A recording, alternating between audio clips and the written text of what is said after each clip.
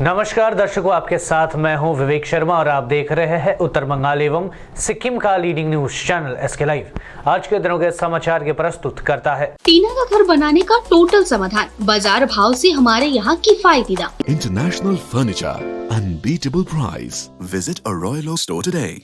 माकपा के वरिष्ठ नेता अशोक नारायण भट्टाचार्य ने मुख्यमंत्री पर लगाया आरोप, कहा सरकारी मंच से हुआ चुनाव प्रचार। सिलीगुड़ी नगर निगम प्रशासनिक बोर्ड के चेयरमैन व माकपा के वरिष्ठ नेता व सिलीगुड़ी के विधायक अशोक नारायण भट्टाचार्य ने आरोप लगाया कि मुख्यमंत्री ममता बनर्जी ने चुनाव अभियान के लिए सरकारी सांस्कृतिक मंच का इस्तेमाल किया है।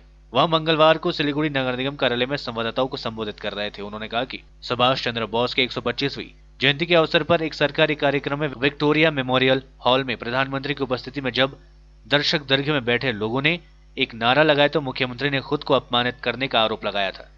हमने भी कहा कि इस तरह का नारा नहीं लगना चाहिए। हालांकि बीते सोमवार को सिलीगुड़ी में एक सरकारी कार्यक्रम में मुख्यमंत्री ने भी वहीं राजनीति की। भट्टाचार्य ने कहा कि वास्तव में उन्होंने उत्सव की आड़ में चुनाव प्रचार किया था। उन्होंने केंद्र की भाजपा सरकार पर भी हमला बोला।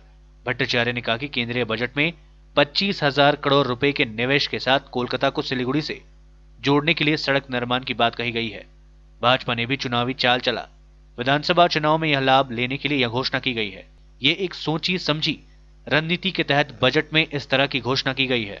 প্রথম কথা হচ্ছে যে প্রধানমন্ত্রীর বিরুদ্ধে উনি অভিযোগ করেছিলেন যে প্রধানমন্ত্রী একটা নেতাজি সুভাষচন্দ্র বোসের জন্মদিন সরকারি অনুষ্ঠান, সেটাকে কেন রাজনীতি করানো, দলীয় রাজনীতিকরণ করা হচ্ছে কেন, উনি এই প্রশ্ন তুলেছেন সঠিকভাবে। অনেকে আমরা এটাকে অ্যাপ্রিসিয়েট করেছিলাম, হ্যাঁ ঠিকই তো, প্রধানমন্ত্রী এটা করবেন কেন। তো উনিও তো কালকে রাজনীতি করলেন। একটা সরকারি মঞ্চ, গাড়িগুলির মধ্যে সব দেখলাম তৃণমূল কংগ্রেসের ফ্ল্যাগ লাগিয়ে এখানে এসছে দেখা গেল, আর সরকারি মঞ্চতে এই কথা বলতে পারেন। তার মানে এটা বলছি উনি, এটা সাংস্কৃতিক অনুষ্ঠানটা বড় কথা না, বড় কথাটা ভোট। যেমন কালকে 24,000 কোটি টাকা শিলিগুড়ি, কলকাতা থেকে শিলিগুড়ি পর্যন্ত রাস্তার জন্য স্যাংশন করলেন কেন্দ্রীয় সরকারই, বা ঠিক এই নির্বাচনের মুহূর্তে কেন এটা ঘোষণা করলেন, কেন 3 বছর আগে বাজেটে কেন এটা হলো না কেন? তখন তো রাস্তাটা তো বহুদিন থেকে পড়ে আছে আর্ধেক হয়ে। ন্যাশনাল এই ডাল খোলার পর থেকে এই যে ধূপগুড়ি থেকে শুরু করে এই রাস্তাটা এখনও হয়নি, ইনকমপ্লিট রয়ে গেছে। সেটাও তো সেন্ট্রাল গভর্নমেন্টের, তো সেটা ওরা কেন ইনিশিয়েটিভটা নিল না কেন? কেনই বা আমাদের এই যে সেবকের এখানে যে সেকেন্ড ব্রিজ যেটা করার কথা ছিল সেটা কেন করা হলো না কেন? মাল্লাগুড়ির জঞ্জাট, মাল্লাগুড়ি ওটাও তো ন্যাশনাল হাইওয়ে, সেটাই বা কেন করা হলো না?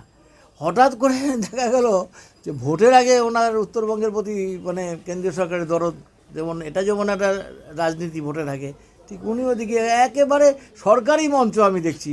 সরকারি মঞ্চে আমি কালকে কয়েকদিন আগে দেখিয়েছি একটা সরকারি একটা মানে প্যাম্পলেট, সরকারের নাকি সিম্বল হচ্ছে এই ঘাসফুল। আমি দেখেছি কালকে কয়েকজন সাংবাদিক আমার কাছে আছে, যদি কেউ দেখতে চান দেখিয়ে দেবো। যেমন সরকার অর্থ দপ্তর কর্তৃক প্রকাশিত অর্থ দপ্তরের একটা প্যাম্পলেট, সেই প্যাম্পলেটের মধ্যে পুরোটা হচ্ছে ঘাসফুল। अभी कुछ देर में ही अलीपुरद्वार परेड ग्राउंड मैदान में तृणमूल कांग्रेस की जनसभा होगी शुरू। अलीपुरद्वार, जलपाईगुड़ी और कुछ बिहार को लेकर कर्मी सभा का किया गया है आयोजन, जिसको मुख्यमंत्री ममता बनर्जी खुद संबोधित करेंगी। जनसभा के लिए तीनों ही जिलों से समर्थकों की भारी भीड़ देखी जा रही है। अलीपुरद्वार तृणमूल कांग्रेस के कोऑर्डिनेटर पासंग लामा ने बताया कि युवा, महिला सहित सभी वर्ग के लोग मुख्यमंत्री के भाषण को सुनने के लिए यहाँ पहुँच चुके हैं। उत्तर दिनाजपुर में भी 2 दिवसीय हड़ताल में शामिल हुए अस्थायी विद्युत कर्मी।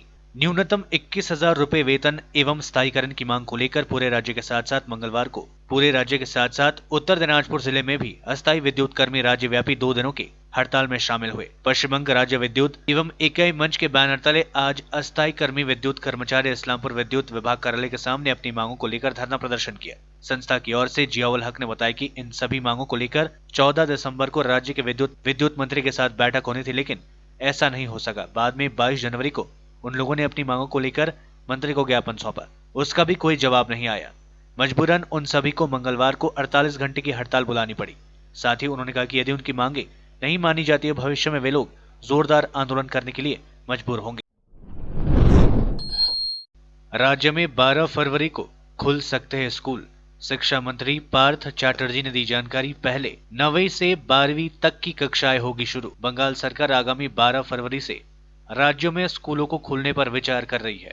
राज्य के शिक्षा मंत्री पार्थ चैटर्जी ने मंगलवार को इसकी जानकारी दी। उन्होंने बताया कि फिलहाल 9वीं से 12वीं तक की कक्षाएं शुरू करने पर विचार किया जा रहा है। प्राथमिक श्रेणी की कक्षाएं फिलहाल शुरू नहीं की जाएंगी। 3 फरवरी को विश्वविद्यालयों के कुलपतियों के साथ होने वाली बैठक में इस पर विचार किया जाएगा और उसके बाद ही अंतिम तौर पर कोई निर्णय लिया जाएगा।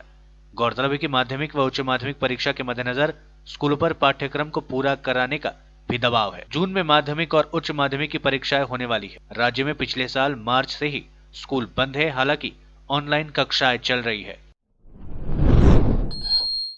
टीएमसी के नेताओं को अब भाजपा में नो एंट्री। बंगाल चुनाव से पहले अब सिर्फ चुनिंदा नेताओं को ही मिलेगी एंट्री। पार्टी को टीएमसी की बी टीम नहीं बनने देना चाहती है बीजेपी। भारतीय जनता पार्टी के वरिष्ठ नेताओं ने मंगलवार को कहा कि पार्टी ने टीएमसी के नेताओं को समूह में शामिल करना बंद कर दिया है। उन्होंने कहा कि तृणमूल कांग्रेस के नेताओं की जांच किए बिना उन्हें धड़ल्ले से पार्टी में शामिल करने पर भाजपा के भीतर उपजे रोष के कारण यह निर्णय लिया गया है। उन्होंने कहा कि अब स्थानीय नेतृत्व के साथ बातचीत करने के बाद चुनिंदा नेताओं को ही पार्टी में शामिल किया जाएगा। भाजपा के राष्ट्रीय महासचिव कैलाश विजयवर्गीय ने कहा, हम दागदार छवि वाले नेताओं को पार्टी में शामिल कर भाजपा को तृणमूल की बी टीम नहीं बनने देना चाहते। हम उन लोगों को अपनी पार्टी में शामिल नहीं करना चाहते हैं जिन पर आरोप लगे हैं कि वह अनैतिक या अवैध गतिविधियों में लिप्त है। उन्होंने कहा, इसलिए आगे से समूह में नेताओं को शामिल नहीं किया जाएगा। आगे से जांच करने के बाद केवल चुनिंदा लोगों को ही भाजपा में शामिल किया। लेते छोटा सा ब्रेक, फिर मिलेंगे ब्रेक के बाद। मलाई चाहिँ कोल्ड कफहरू थियो र मलाई यहाँको दबाईले सुट गर्यो। म एकदमै जाती हुँदै थिएँ। तपाईको थाइरोइड कस्तो भयो? एकदमै राम्रो भयो। मेरो चाहिँ यो ब्याक पेन हुन्थ्यो पुरा, यो साइड पेन हुन्थ्यो कि यो ब्याकमा निकै सन्चो भएको थियो। अहिले चाहिँ धेरै सन्चो छ। खुट्टा घुँडाहरू, खुट्टा दुख्ने, हातहरू दुख्ने त्यो अहिले धेरै कम्ती भयो। तपाईलाई ब्याक पेनहरू सन्चो भयो अहिले? हाम्रो ठेगाना छ centre point building first floor HD Lama road opposite to grand plaza shopping complex Janata lodge Darjeeling. सम्पर्क नम्बर छ 9641995791 अनि 7001155412। घर के फर्श की चमक को रखिए बरकरार जीप्स निमोल नीम हर्बल के साथ, क्योंकि निमोल हर्बल नीम घर को साफ ही नहीं रखता बल्कि 99.9% जर्म्स और बैक्टीरिया का जड़ से सफाया भी करता है। घर को स्वच्छ बनाइए, आप भी अपनाइए डीप्स निमोल। समय के साथ ही जरूरी बदलाव। प्लास्टिक हटाओ, रस्ट प्रूफ और food grade stainless still water tank लगाओ और लाइफ टाइम गारंटी पाओ। इसके हैं फायदे अनेक। काफी दिनों के लिए प्रयोग नहीं होता तो भी फंगस नहीं। सफाई बिल्कुल आसान। मौसम जो भी हो, पानी नॉर्मल ही रहेगा। प्लास्टिक हानिकारक, स्टील के फायदे हैं अनेक। Contact number 9832378631। टीना का घर बनाने का टोटल समाधान। बाजार भाव से हमारे यहाँ किफायती दाम। घर, दुकान, मकान, गोदाम बनाने के लिए टीना, प्रोफाइल सीट, रंगीन टीना, पाइप आदि सामान की नई दुकान टीना लगाने के लिए मिस्त्री भी हमारे यहाँ है उपलब्ध।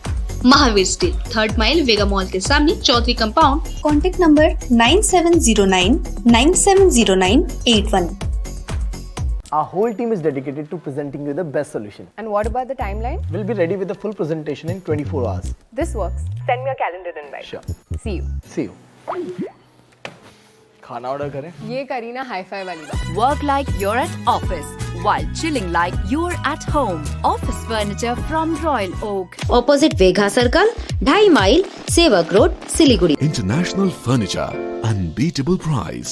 Visit a Royal Oak store today. के लिए SK लाइव ही बेस्ट ऑप्शन है। SK लाइव का इस क्षेत्र में 24 घंटा टेलीविजन, एंड्रॉइड ऐप और वेबसाइट पर प्रसारण होता है। सोशल मीडिया पर भी हम उपलब्ध हैं। हमारी व्यूवरशिप 9 लाख से अधिक है। सिक्किम, हैथवे और NXT डिजिटल पर, दार्जिलिंग और कालिम्पोंग में दोनों हैथवे और CCN सेटअप बॉक्स पर, क्लामपुर से लेके मैनागुड़ी हैथवे पर, सिटी केबल पर, सिलीगुड़ी और आसपास, नक्सलबाड़ी से पानी टंकी तक NXT डिजिटल में। तो सोचिए नहीं, कॉल करें 7908554308। ब्रेक के बाद आप सभी का स्वागत है। बढ़ते हैं खबरों की तरफ। सिलीगुड़ी मर्चेंट एसोसिएशन उत्तर बंगाल के युवाओं के रोजगार के अवसरों को बढ़ाने के लिए नई पहल के तहत निःशुल्क टी मैनेजमेंट कोर्स की शुरुआत कर रही है।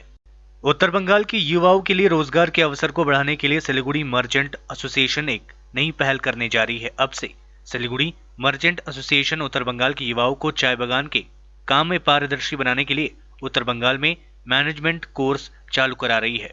मर्चेंट एसोसिएशन ने आज सिलीगुड़ी के जर्नलिस्ट क्लब में एक पत्रकार सम्मेलन कर इस बात की जानकारी दी। पत्रकारों से बातचीत करते हुए प्रोजेक्ट के चेयरमैन हरेंद्र लोहिया ने कहा कि इस महीने के 15 फरवरी से उक्त कोर्स शुरू किया जाएगा। उक्त कोर्स पूरी तरह निःशुल्क होगा। यह कोर्स 3 महीने और विशेषज्ञ से करवाया जाएगा।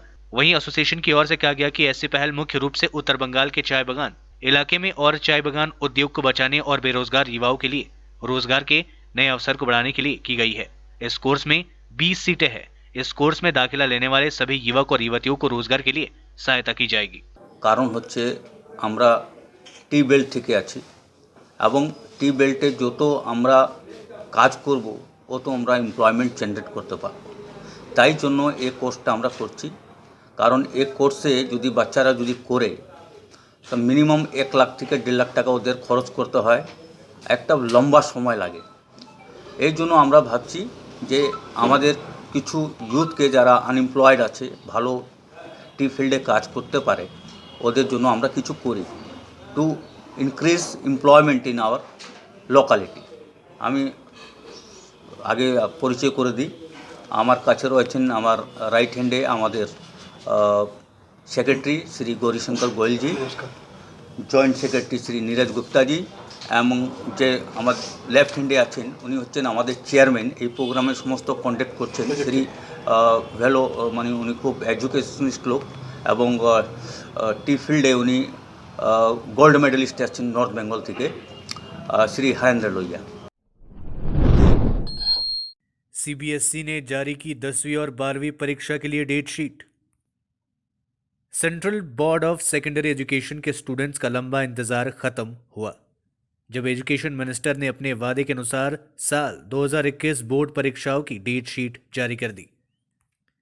कुछ दिनों पहले ही लाइव सेशन में उन्होंने घोषणा की थी कि आज यानी 2 फरवरी को डेट शीट जारी की जाएगी। अभी तक स्टूडेंट्स केवल परीक्षाएं आरंभ होने की तारीख जानते थे, लेकिन आज से वे अपना सब्जेक्ट वाइज शेड्यूल भी देख सकते हैं। डेट शीट के हिसाब से उन्हें अपनी तैयारियों को अंतिम रूप देने में आसानी होगी। सीबीएसई बोर्ड 10वीं और 12वीं की परीक्षा 4 मई से 10 जून 2021 के मध्य आयोजित होगी।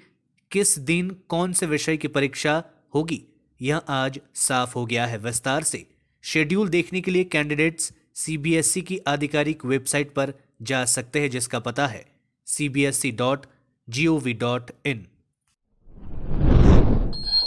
अच्छी खबर, कोरोना फ्री होने वाला पहला केंद्र शासित प्रदेश बना अंडमान निकोबार। अंडमान और निकोबार भारत में पहला राज्य या केंद्र शासित प्रदेश बन गया है जो आधिकारिक रूप से कोविड-19 मुक्त हो गया है। फिलहाल इस आइलैंड में कोरोना वायरस का एक भी सक्रिय मामला नहीं है। मंगलवार को स्वास्थ्य विभाग की वेबसाइट के अनुसार अंडमान में आखिरी 4 संक्रमित कोरोना मरीज पूरी तरह रिकवर हो गए हैं। केंद्र शासित प्रदेशों में कुल 4,932 कोरोना केसेस सामने आए, जबकि 62 लोगों की मौत हो गई। अंडमान निकोबार में पिछले 6 दिनों से एक भी केस सामने नहीं आया है। पिछले 24 घंटे में संक्रमण से किसी भी मरीज की मौत नहीं हुई है और मृतकों की संख्या 62 बनी हुई है।